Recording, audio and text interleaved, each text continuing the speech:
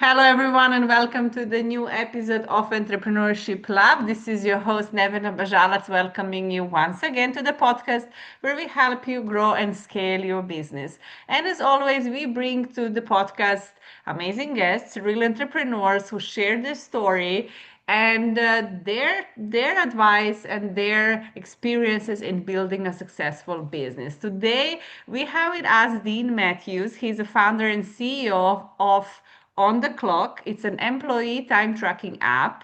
It's making tracking time for payroll easy and error free. OnTheClock helps more than 8,000 companies at the moment and more than 160,000 people all around the world track time.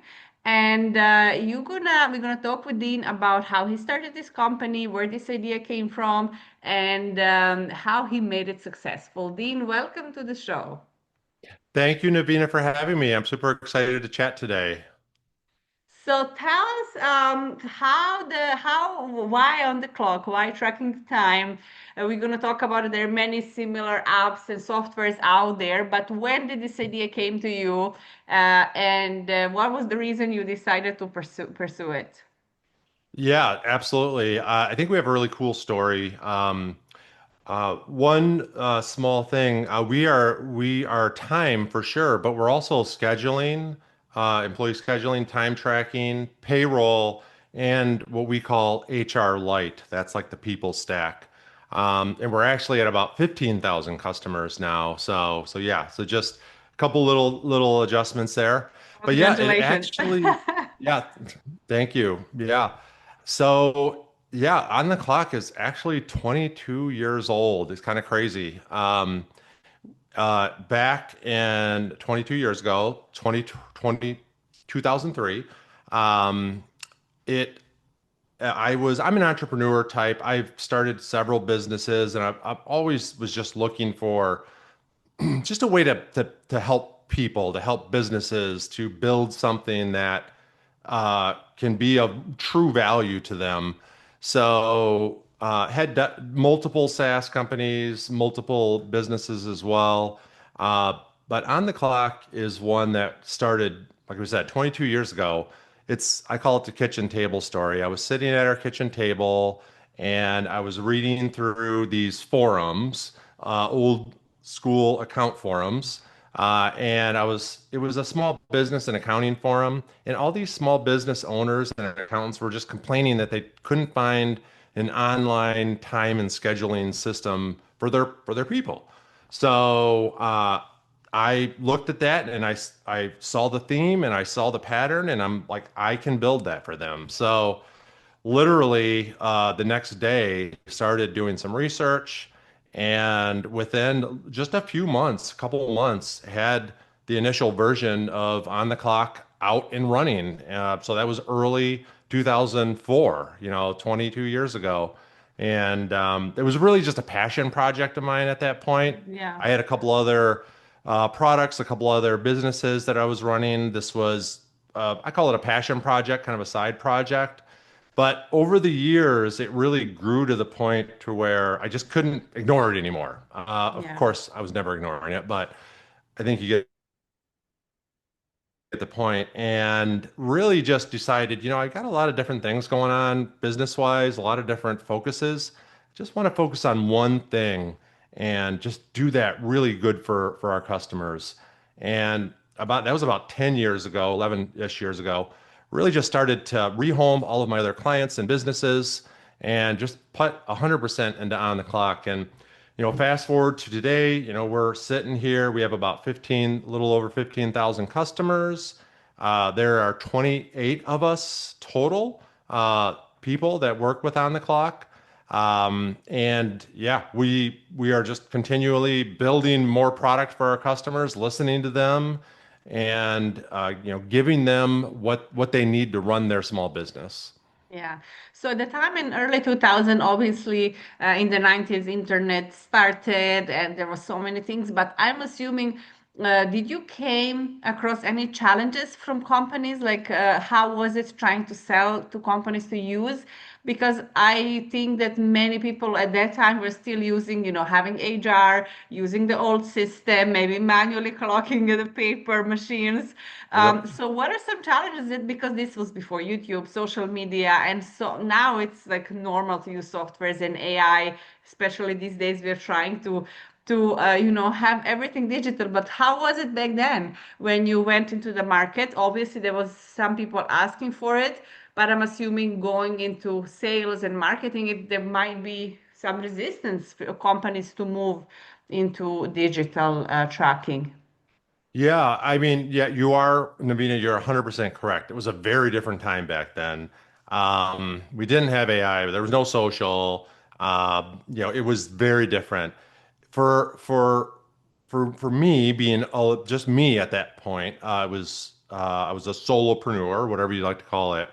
I looked at how to sell was SEO, right? So back then, the same now, very similar, but people would run up against a problem. They might realize that they were paying people inaccurately, or they were spending way too much time calculating time cards, or maybe they, were this happens, time theft, where employees add too many hours. They pad their hours and they're overpaying.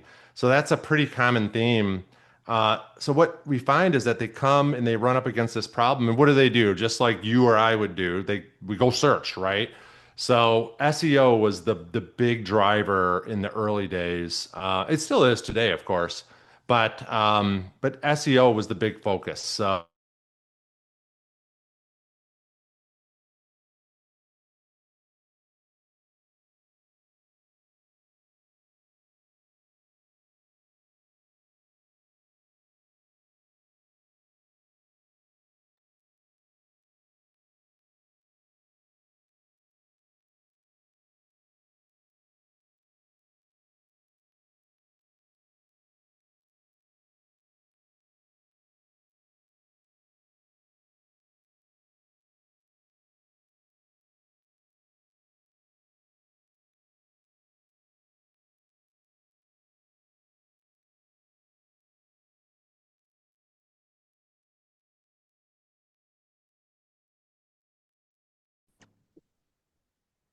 And here we are back. We had a small technical issue talking about early 2000s, and we are in 2026, and me and Dean are getting cut. So, Dean, yes, you were saying SEO was the biggest thing yeah. to bring customer, and still it is.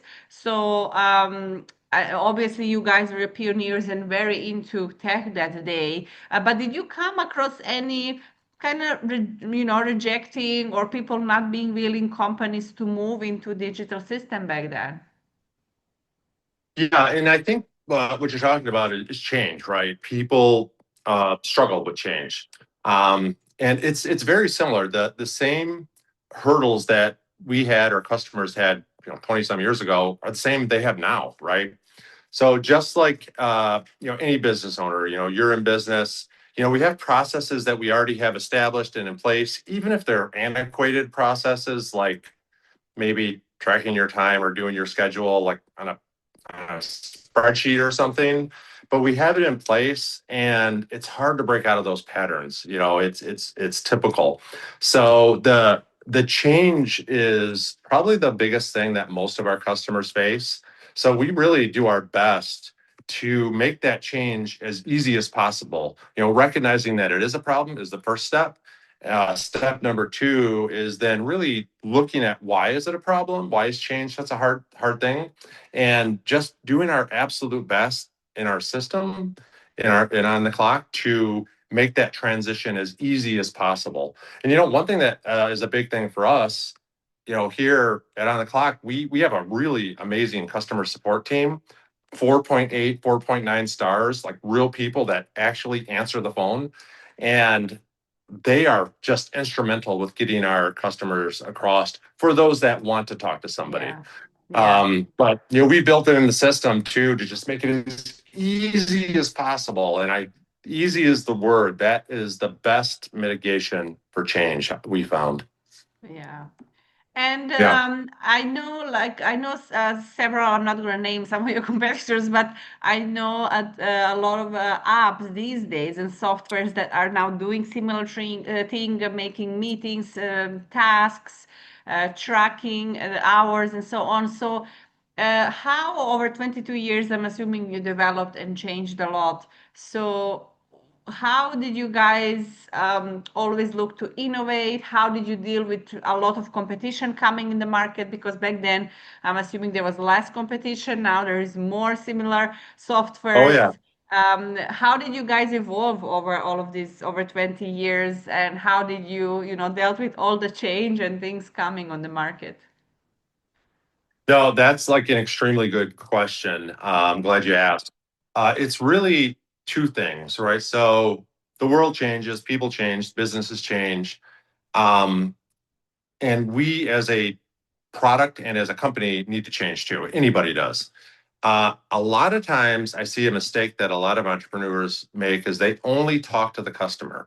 They want to talk to the customers. And this is very, very important. Don't get me wrong, but talking to our customers in a systematic way, writing their requests down, not writing, but recording them in a database. So we have a feature request database that has thousands of customer requests, but that's not the only thing. The other thing that is really important, and I always go back to the Henry Ford quote. I don't have it off exactly, but it's something along the lines of, if Henry Ford said, if I only listened to my customers, I would have built a faster horse or a better carriage. But he used his intuition and his outlook on the future and on the market and on technology and decided to build a car instead, right? So here we're always trying to, instead of just make a faster horse, we're trying to build a car. So that is a combination of absolutely listening to the customer, but keeping your eyes open on the market, on sister products, sister categories, seeing what they're doing, and really innovating before the customer asks. And that's really the key in my mind. Yeah, I love that. And I'm sure all of Yeah. you listening remember this. I think this is really such a great advice. And I remember one of my main mentors in business, he always talked and teach me this exercise of borrowing from other industries, because so often we are Mm-hmm. focused only on our industry, but you can look how other industries like car industry, any other industry, how they're serving customers, what are they doing, and you can incorporate that in your business. And I see that from your advice, this is what you guys did, like looking, being open-minded, see how tech is developing, what are the things you can implement that maybe most of the platforms are not. So I think it's a great advice. Thank you 100%. for sharing that. And I want to ask you, what are some of the mistakes you guys did that maybe made you lose some clients? You didn't know back then. We all, it's a part of the experience of building something. What are some mistakes that you guys made in the process? No, another really great question. I'm very open and honest and with these. I think mistakes are required, right? Mistakes are one of the ways and one of the really powerful ways we learn, right? So I'd say probably one of the biggest mistakes that I made um, was, like I mentioned earlier, it was just me. It was a passion project. I was in the early days very much against having a team. I wanted to just be me, have full control, be able to do whatever I wanted, not have to worry about people. So I had this mindset that I didn't want a team, right? And so for the first 10 years, that's how we operated. And growth, I believe, was stunted because of that. It was only me, and we didn't have AI back then. So I was trying to do customer support, marketing, building the product, sales, all the different functions, but I'm only one person, right? So, biggest mistake was not bringing on a team of just really A players in the beginning, or at least not really thinking about that for the first section. But learned my lesson really quick. Well, not really quick. It took a few years, but right about that 10-year mark, really started realizing, I need a team. And that's where we started looking. And Samantha is our very first hire. She's still with us today. She's done several amazing things and career advancements and moves throughout the year. So it's been really great. So the biggest thing is getting that team in there early. That was probably my biggest mistake. Yeah, and I think that's for so many entrepreneurs because as a personality of entrepreneur, a little bit of ego, you think you will do the best customer service, you don't trust that somebody will, love or be able to sell your Mm-hmm. product better than you, and it's like your baby when you're developing something, so it's very hard to Yeah. let go, and let go of some of the control. But you have to, of course, have a control and some in some way, but you have to delegate. And I really see that. I interview now over 100 something entrepreneurs, and everybody kind of said a similar thing. It's something in us as entrepreneurs that we're struggling, but then we learn it over the time. And if there is one thing that if you can go back, let's say in the 90s, 2000s, in the past, and you wish somebody told you earlier, this was a great advice, but maybe something else that you really think would make your business grow faster. What was that thing for you, or some aha moment? Maybe it's something simple. I know for me there were some very simple things, but it just changed how I think about it, and it helped me grow faster. Yeah. What was it? Is there something for you that you remember and you say, "Oh, I wish somebody told me this in a simpler way"? Yeah, that's a good one too. I would say the biggest one for me, I have, and I think we all have something we're passionate about, something we like doing, something that when we're doing it, we get energy out of it and it's a positive thing where we don't have to drag ourselves through it. Uh, the biggest thing for me is that when we have a passion like that, that is where we should try to focus our career. If we're trying to go down a path that we don't have energy and passion for, you're not going to do your best work. So for me, that advice was given to me. I didn't necessarily adhere to it right away, but it shaped me. It was a process, but really just marrying what it is that people are passionate about with what they do professionally. So, I see so many entrepreneurs, they just go after a certain career or a certain niche because they think that there's money there, there's profit there, and that's great. But if you're not passionate about it and you don't have a drive to do it and it doesn't energize you, that lack of energy, that negative energy is going to come out and Mhm. whatever it is that you're trying to do. So the advice is find what you're passionate about and build your career around that.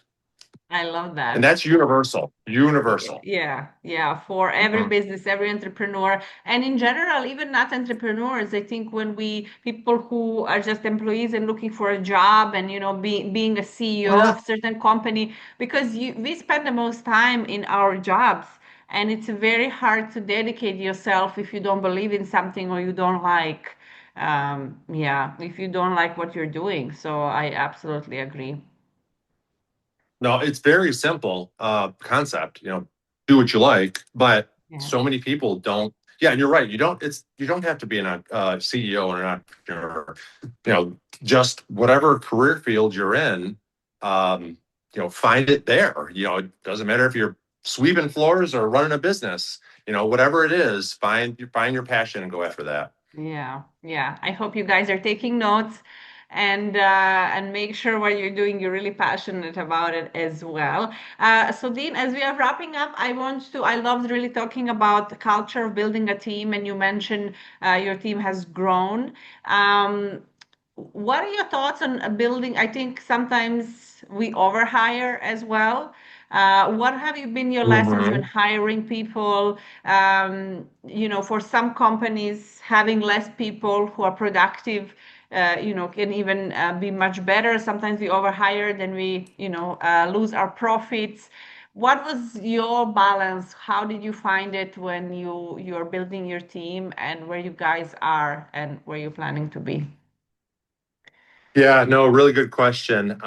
So I had a pretty unique perspective on business and how it's run. One of my businesses, I was a consultant, so I had several dozen companies in the Metro Detroit area here that I built software for. Whatever they needed, accounting systems, inventory, whatever it is, I'd build that for them. In that, I became kind of like a really trusted advisor in their business. And I got invited to lots of meetings with the CEOs and the top people because I had input that they valued.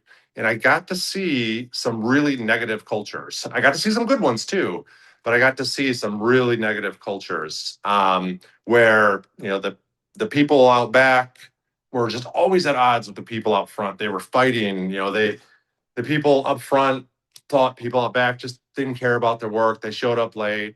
The people out back they thought the people in offices and meetings all day, they just golfed all day. They didn't work.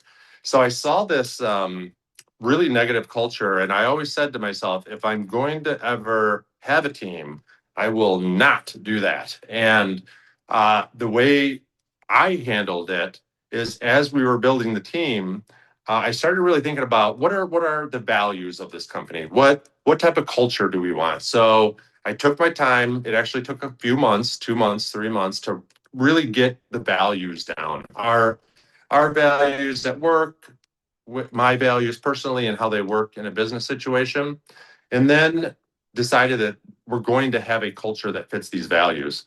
So your question was on hiring. So what I do, and this still happens in every interview, my key thing that I'm looking for is value alignment. Will they fit with the team that we have? Being a doer, passion for people, uh, uh, that work matters. All these things. If they're not in alignment, we don't let them in.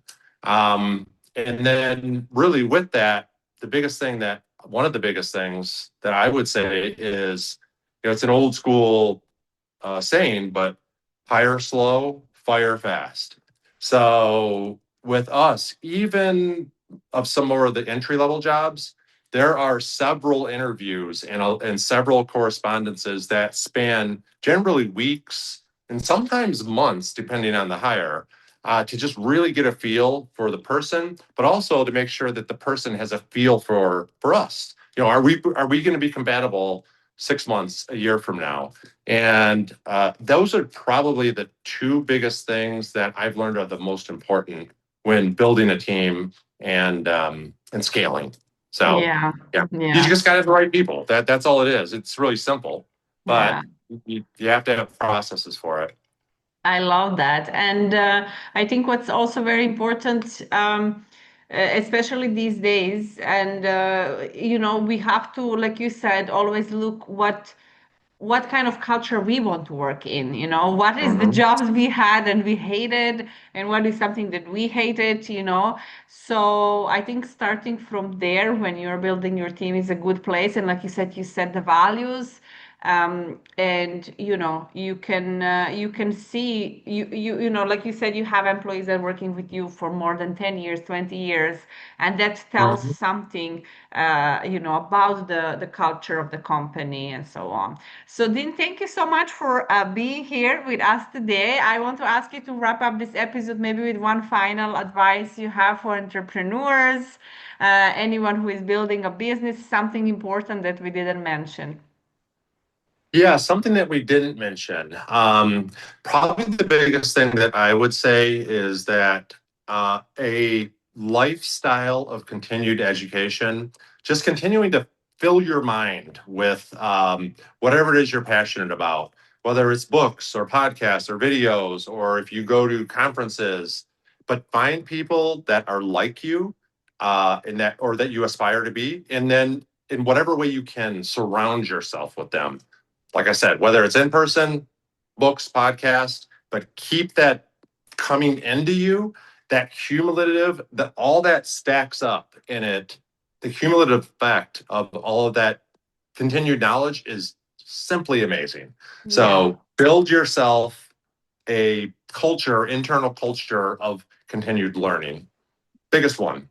I love that. I love that. And I think that's really the key. Thank you so much, Dean, for being here today. Thank you. And guys, thank you so much for listening. As always, leave us some comments. What would you like to listen? Which topic you want us to cover in the future? Give some likes, hearts. Make sure to download and share with at least one more entrepreneur that can benefit from this conversation. Thank you for being here, and I see you in the next episode. Thank you. It's been an honor.